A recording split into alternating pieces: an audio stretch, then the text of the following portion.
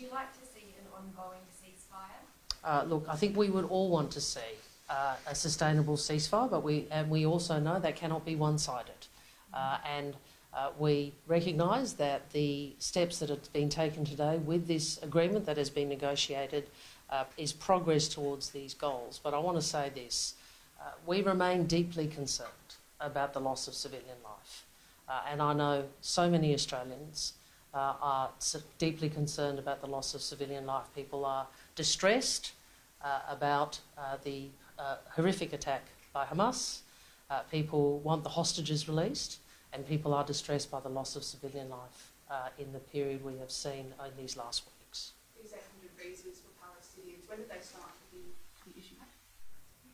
This is over the period 7th of October to the 20th of November. As I said, same period we had a substantial number of applications which were granted also from Israeli citizens. And can you rule out any connections to Hamas? Well, again, I'd go back to this. People who obtain Australian visas are subject to appropriate security checks, and these people have been subjected to the same security checks by Australian Border Force and authorities, as you would expect any visa applicant would be required to meet. Get reflections on a pro-Palestinian protest in overnight involving demonstration against an Israeli cargo ship?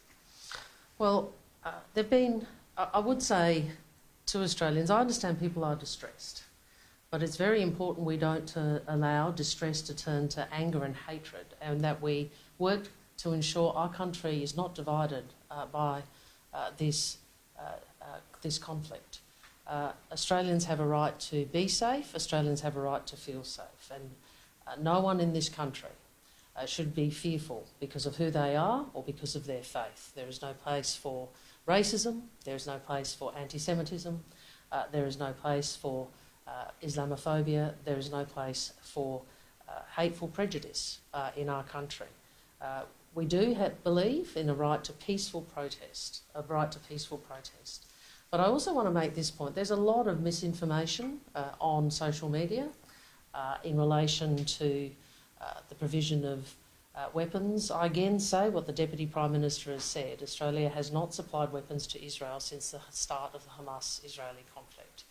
And people, when reading some of the information on social media, should remember that the Minister for Defence and the Deputy Prime Minister has made that clear. Is the Australian government offering any aid to the Palestinian civilians during the ceasefire? Yes, well, we have already committed $25 million. We did that, I think, in the first week of the conflict, and I made clear at that time that Australia was prepared to provide further assistance if that is required. We have a humanitarian catastrophe in Gaza, and the 300 trucks, obviously, in the context of that catastrophe and the widespread suffering of civilians, is a welcome step. As you said, a lot of visas have been issued on both sides. Where will all these people go once they leave? Well, settlement in Australia or entry to Australia, obviously, those are matters that others deal with. But I again emphasise this point because I know that there is a lot of emotion in the community. People are subjected to appropriate security checks. Is today's news a somewhat relief? I think all of us want to see a sustainable ceasefire, the hostages released, the humanitarian aid to be provided, and all of us are deeply concerned about the loss of civilian life.